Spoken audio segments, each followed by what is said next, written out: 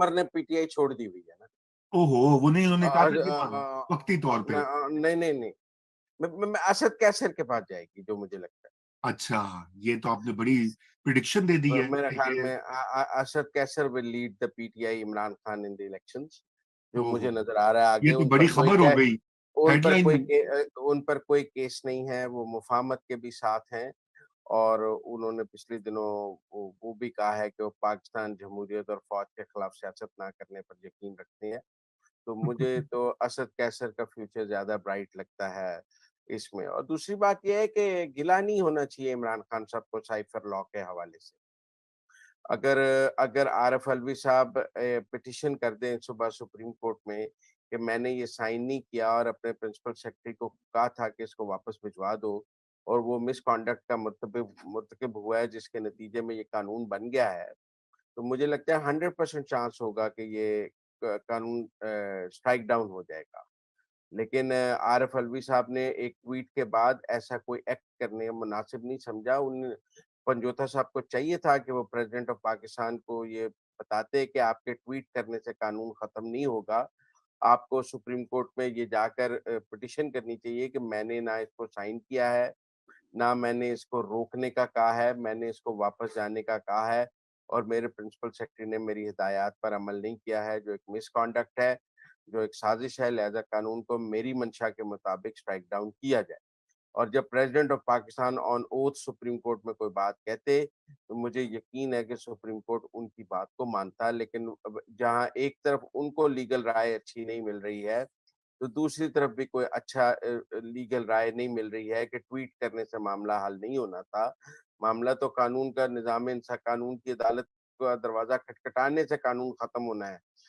तो इसलिए उसमें भी मुझे लगता है आरिफ अलवी साहब दोनों तरफ विकेट के खेल रहे हैं। उन्होंने ट्वीट करके पंजोता साहब को खुश कर दिया और कानून बनाकर एस्टेब्लिशमेंट को नहीं, खुश कर मेरा ख्याल है कि पंजोदा साहब की से एडवाइस नहीं मांगी गई, नहीं तो वो जरूर देते सही किस्म की एडवाइस। राजा भाई, मैं लेकिन एक चीज ऐड वो करूं यहाँ पे, वो एक छोटी सी चीज आजकल इंटरेस्टिंग ऐड वो करूं। वो आजकल पंजोता साहब की एडवाइस पर नहीं, मोहम्मद अली दुरानी की एडवाइस पर चल रहे हैं। तो मोहम्मद अली दुरानी की एडवाइस में ये जाना शामिल नहीं। अच्छा अच्छा अच्छा, जी ठीक है जी ना। पंजोता भाईजान। मैं समझता हूँ कि वो बेचारे एडवाइस से इस वक्त बालातर हैं। अगर उन्हें कोई एडवाइस दे और वो फॉलो करना भी चाहें, तो इस वक्त जो है ना जी, बात हालात। बड़ी खतरनाक, हालात बड़े नहीं खतरनाक है, नहीं, तो पंजोता साहब वो करना। आपको नहीं नहीं, पंजोता साहब वो आपको वकालतनामा नहीं दे सकते।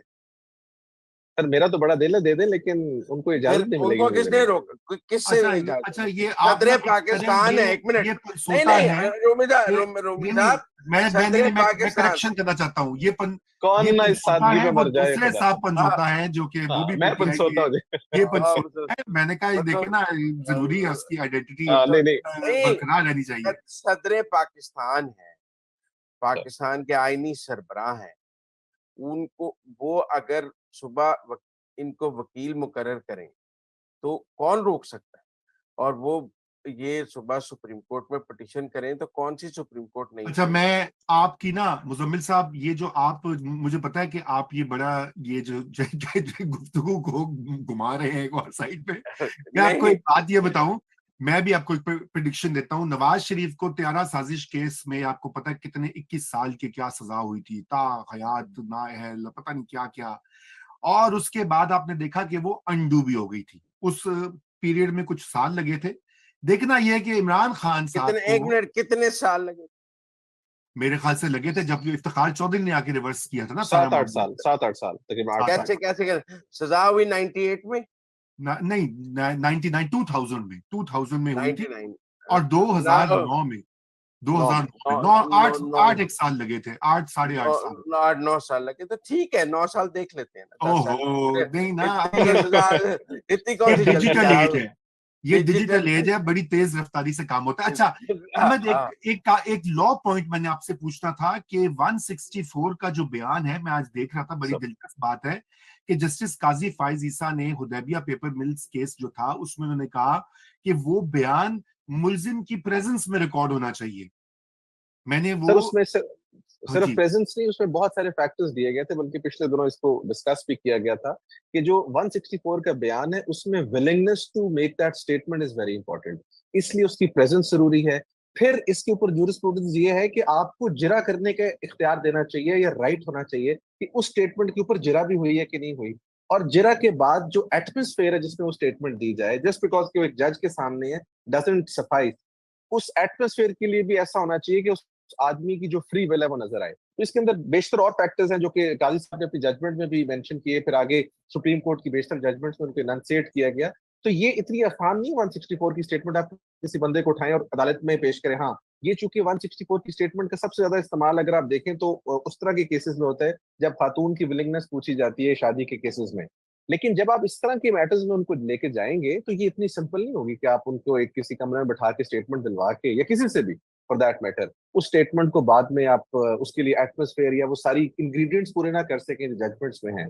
So it is a questionable. जिस तरह इसहाक डार साहब का आपके सामने मामला था, वो तो हर चीज उन्होंने लिख दी थी, बेशक सच लिखी थी, लेकिन जिस तरह लिखी गई थी उस तरीकेकार की वजह से वो जो है it became questionable. It became questionable. तो क्या ये अब ये जो ये प्रिंसिपल्स हैं ये अप्लाई होंगे इस केस में भी, Ahmad, before you go? Sir principal sir हमेशा केसेस में अप्लाई होते हैं थोड़ा आराम से।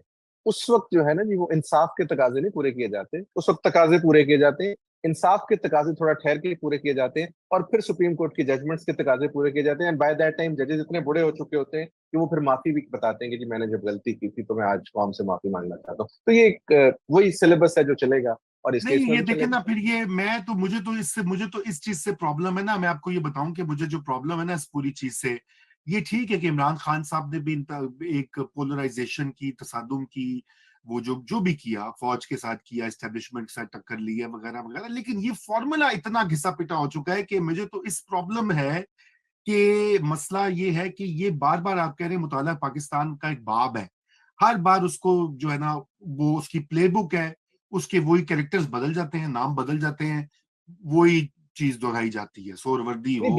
बीच में कभी इंटेलिजेंटली भी किया जाता है, ये नहीं मैं कहूंगा कि हर दफा इंटेलिजेंटली किया जाता है, वो 5-7 साल निकल जाते हैं। लेकिन जब आप उसको अनइंटेलिजेंटली करेंगे या एक ऐसे भौंडे तरीके से करेंगे तो वो ज्यादा देर सस्टेन नहीं करेगा। और ये तरीका जो है ना कि आपने अगर किसी पॉलिटिशियन को उसके रियल कॉन्डक्ट पर पनिश करना है तो दिस इज नो वे। उसकी जो पनिशमेंट है वो पोल्स है। अगर वो पोल्स में फारिग हो जाता है कोई भी पॉलिटिशियन तो वो उसकी पनिशमेंट है। मैं आपको बल्कि एक छोटी सी एग्जांपल देता हूँ। मैं एक सुप्रीम कोर्ट में पिटिशन फाइल करना चाहता था, और वो ये था कि जब आप पॉलिटिशियंस को ये वादे करते हैं कि हम सड़कें बनाएंगे, हम ये करेंगे वो करेंगे, तो they should be bound by there promise, because हम एक इस्लामिक हम्म। जुरिस्डिक्शन में रहते हैं तो उसमें वादे की एक अहमियत है। ये मेरे एक जेल में आइडिया आया था। तो मुझे बड़ी खूबसूरत बात एक सुप्रीम कोर्ट के साथ जज ने की थी। उन्होंने कहा था पूरी दुनिया में जो इनकी अकाउंटेबिलिटी है वो इनकी है थ्रू पोल्स। आप इस तरह की अकाउंटेबिलिटी इंट्रोड्यूस करवा नहीं सकते कि आप उनको बाद में हल्फनामे लेंगे कि मैंने सड़क नहीं बनाई तो इसको डिस्क्वालीफाई करें।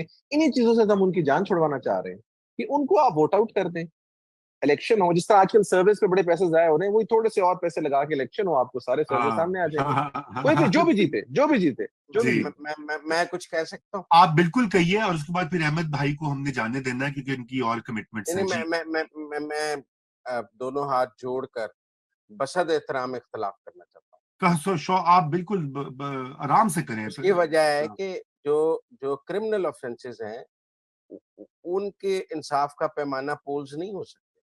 आप कहीं सियासतदान कत्ल कर दे तो जी वो वोट आउट हो जाएगा तो उसको सजा मिल जाएगी। आप कहीं वो डकैती कर दे तो वो पोल आउट हो जाएगा। आप कहीं जी वो को ऑफिशियल सीक्रेट एक्ट की खिलाफवर्जी कर दे तो उसके इंसाफ का पैमाना भी पोल्स है, तो ये दलील ठीक नहीं है। You can't compare apples with oranges. वो तो बात है कि कोई इंतखाबी वादे हैं, सिविल बात है, मॉरल की बात है, अखलाकियात की बात है, अपने वोटर के साथ एक सोशल कॉन्ट्रैक्ट की बात है, पूरा हुआ नहीं हुआ। लेकिन जहाँ क्रिमिनल ऑफेंस है, वहाँ तो निज़ाम-ए-इंसाफ ही काम करेगा, वहाँ तो अदालतें ही काम